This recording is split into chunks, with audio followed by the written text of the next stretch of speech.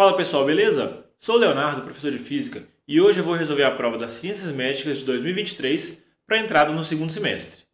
Aproveita, deixa o like aí e já se inscreva. Bora lá então para a questão 41, pessoal. A espectroscopia é uma técnica muito útil em diversos segmentos científicos, em especial na astronomia, pois é capaz de identificar a constituição de astros com base na radiação eletromagnética emitida por eles. Por exemplo, a figura a seguir mostra os primeiros níveis de energia de um átomo de hidrogênio e os comprimentos de onda associados a essas radiações visíveis, né? Nesse caso, nós temos um gráfico no qual mostra os níveis de energia para o elétron e as possíveis transições que nós vamos estudar. Sempre que um elétron saltar de um nível para um de menor energia, ele irá emitir um fóton com frequência característica, relacionada à diferença de energia entre esses dois níveis, dada pela equação aqui. ΔE, a variação de energia, é igual a H, que é a constante de Planck, que ele fornece o valor, multiplicada pela frequência. Dentre os diversos possíveis saltos eletrônicos do átomo de hidrogênio, os dois destacados pelas setas irão produzir radiação no espectro visível. Sabendo que 1 elétron-volt é esse valor de energia, né, 1,6 vezes 10 elevado a menos 19, e que a velocidade da luz é c igual a 3 vezes 10 a 8 metros por segundo, ao observar um astro rico em hidrogênio, espera-se observar as cores. Bom, então ele quer saber quais cores nós iremos observar caso aconteçam essas transições eletrônicas. Vou chamar de 1 essa transição aqui e de 2 essa transição aqui. Vamos lá, vamos calcular a variação de energia para a transição 1. No caso, ele vai sair de menos 0,85 para menos 3,4. Então é final, menos 3,4. Menos inicial, que é o menos 0,85. Isso significa que ele perde em energia potencial, né, 2,55 elétron-volts. Vamos já determinar quanto que é o salto energético do E2. O E2, pessoal, vai ser, no caso, a variação de energia, no qual ele sai de um nível de menos 1,51 para menos 3,4. Menos 3,4 menos o menos 1,51. E isso dá uma perda de energia de menos 1,89 elétron-volts por parte do elétron. Essas são as energias que nós iremos utilizar para o nosso cálculo. Agora vamos utilizar a equação que foi fornecida, que a energia é igual a constante Planck vezes a frequência, essa é a energia do fóton. O elétron, quando ele faz o salto, ele emite um fóton com essa quantidade de energia, igual aos valores que nós já calculamos. Então, lembrando que o E1 significa que o fóton que ele emite vai ter uma energia de 2,55 elétron-volts. E o E2 vai ser, no caso, 1,89 elétron-volts. Nós teremos que também utilizar a equação da onda, né? V é igual a lambda vezes F. Porque eu quero saber qual é o comprimento de onda da luz emitida e, consequentemente, eu tenho que relacionar ele com a frequência. Já que a questão me fornece a frequência, né? Os cálculos vão me fornecer a frequência e eu preciso calcular o comprimento de onda. E nós teremos que utilizar que a velocidade é a velocidade da luz.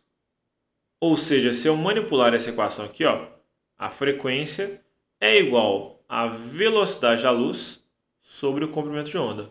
Ou seja, a energia do fóton vale Hc sobre lambda. Bom, pessoal, vamos lá. Então, para utilizar essa equação, eu preciso colocar o valor da energia em joules. Então, vai ficar 2,55 e para converter isso para joules, eu multiplico por aquele valor de 1,6 vezes 10 elevado a menos 19.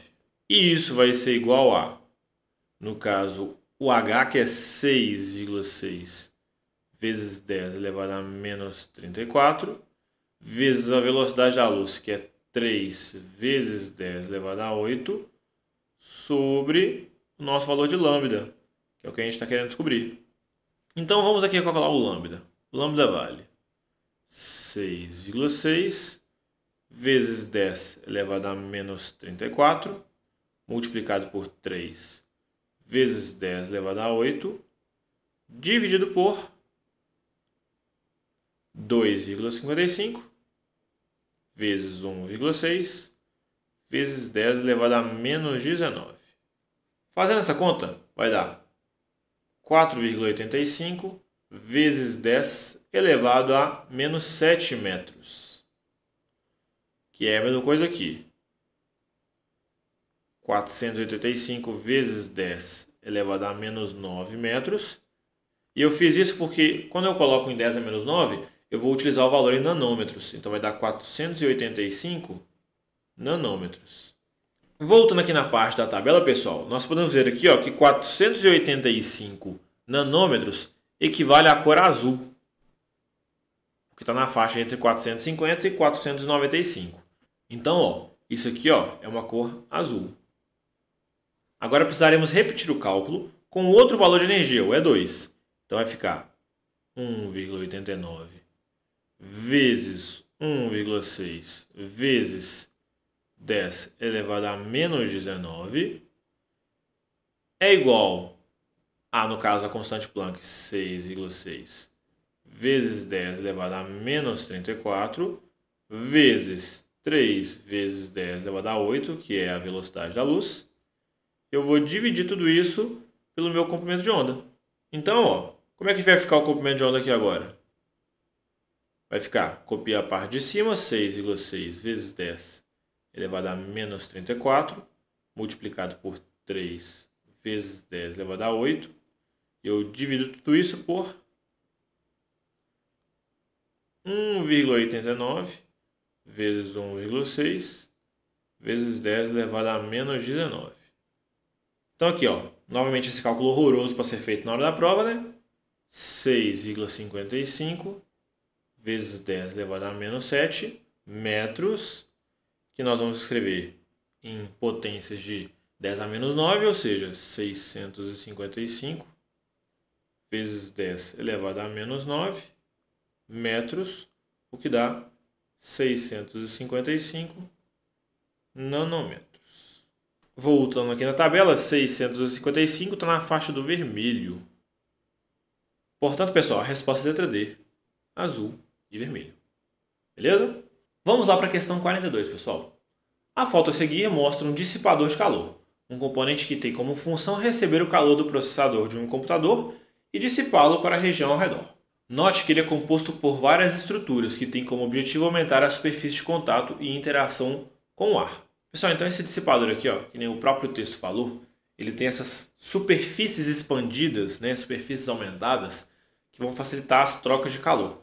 Então nós estamos interessados em maximizar a rapidez com que o calor flui. Então, a questão pergunta uma coisa. É correto afirmar que a característica fundamental para um dissipador eficiente é ser feito com material de grande... Já que nós estamos interessados em maximizar a rapidez com que o calor vai ser transferido, a grandeza que está ligada com a rapidez com que o calor vai ser transferido só pode ser a condutividade térmica, tá? Eu não estou interessado em manter o calor no processador ou no dissipador, eu estou interessado em jogar ele fora, em transferir para o ar. Então, por isso, eu não posso falar sobre calor específico, nem capacidade térmica. E nem temperatura de fusão. Nós não vamos pensar ali que esse dissipador vai chegar a temperaturas de 100 graus Celsius. Vai ficar ali abaixo de 100 graus Celsius. Né? Eu não vou pensar em fundir metal. Ele não tem que esperar que ele funda ou evitar que ele funda. Metais têm temperaturas de fusão e radiação mais alta, mas então não é o maior objetivo se eu estou utilizando metal quando eu quero um dissipador. Meu maior objetivo é procurar um que consiga jogar esse calor fora rapidamente e com isso uma grande condutividade térmica. Beleza? Questão 44. É o nível de competitividade que tornou-se comum na carreira de Wallace para atleta de arremesso de peso, que foi o número 1 do ranking mundial em 2021 e em 2022 apareceu em segundo lugar. Outro dado no seu currículo é o recorde na Paralimpíada de Tóquio, 2020, quando atingiu a marca de 12,63 metros. Desconsiderando a altura inicial do lançamento e sendo G igual a 9,807 metros por segundo ao quadrado, a aceleração da gravidade, a velocidade mínima em metros por segundo com a qual o Wallace lançou o peso para garantir a quebra do recorde foi aproximadamente igual a quanto? Se ele te pede a velocidade mínima, ele quer saber qual velocidade ele deve ser lançado, supondo que ela está no alcance máximo. Porque se eu maximizo o alcance, né? Se eu suponho que ele está nas condições mais perfeitas, eu tenho qual que deve ser a mínima velocidade. Se ele lançar num ângulo diferente do ângulo de alcance máximo, ele deveria lançar com uma velocidade um pouco maior para compensar essa redução do alcance devido ao ângulo. Então, ó, vamos lembrar aqui ó, qual que é a equação do alcance. Infelizmente, essa questão exige a equação que o alcance é igual a V0 ao quadrado sobre a gravidade vezes o seno de 2 vezes o ângulo de lançamento. Mas, para o alcance máximo, nós temos que o ângulo vale 45 graus. Ou seja, fica aqui o seno de 90, que é 1. Então, substituindo aqui na fórmula, nós temos que o alcance é de 12,63 metros. A velocidade é o que a gente está querendo descobrir. Sobre a gravidade, que é 9,807, vezes o seno de 90, que a gente já sabe que é 1. Outra coisa, pessoal, é que como a questão pede para a gente um valor aproximado, eu posso usar aqui 12,6 ou até 12, enquanto para a gravidade eu uso 9,8 ou até mesmo 10.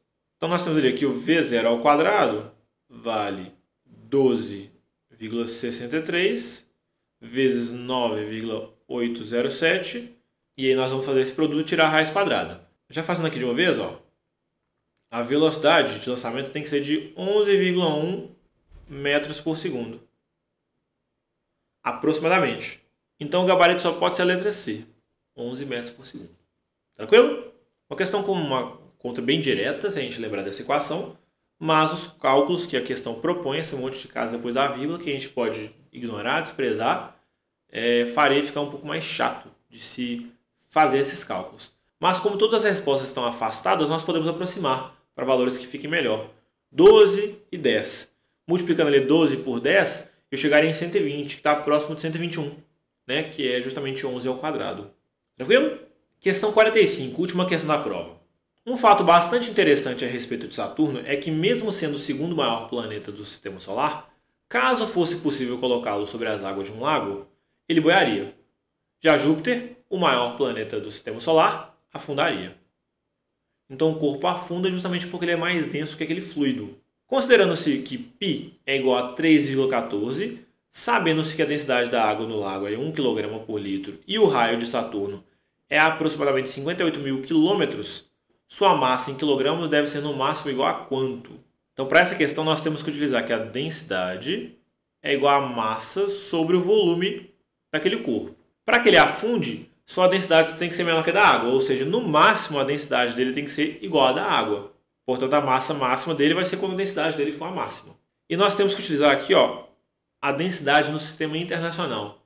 Então, 1 kg por litro é a mesma coisa que 1000 kg por metro cúbico, que é o valor que nós vamos utilizar. Ou seja, 1000 é igual à massa do Saturno dividido pelo seu volume. Volume de uma esfera que nós vamos considerar 4/3 de π vezes o raio ao cubo. Nós não vamos considerar os anéis de Saturno no cálculo da densidade. Considera somente o planeta, a parte gasosa. Então vamos lá para a massa.